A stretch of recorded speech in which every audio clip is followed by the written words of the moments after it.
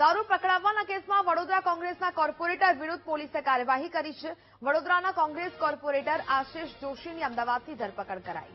ચૂંટણી સમયે આશિષ જોશી વિરુદ્ધ દારૂના કેસમાં ગુનો નોંધાયો હતો। સમગ્ર મામલે પોલીસે કાયદેસરની કાર્યવાહી શરૂ કરી છે। આગામી દિવસોમાં વધુ ખુલાસા થવાની શક્યતાઓ રહેલી છે।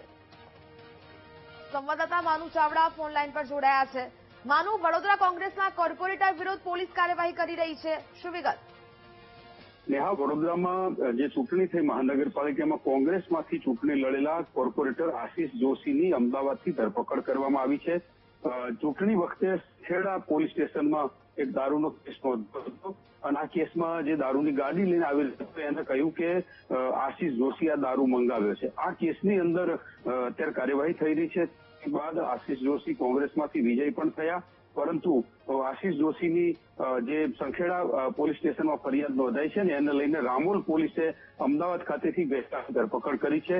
સંખેડા પોલીસ સ્ટેશનને સોંપવામાં આવશે ને ત્યારબાદ કાર્યવાહી શરૂ કરવામાં આવશે, પરંતુ કોર્પોરેટરની દારૂના કેસમાં ધરપકડ થઈ છે અને એને લઈને અત્યારે રાજકીય ચર્ચાએ તેજ પકડી છે, કારણ કે ચૂંટણીના 2 દિવસ પહેલા જ આ કેસ નોંધાયો હતો।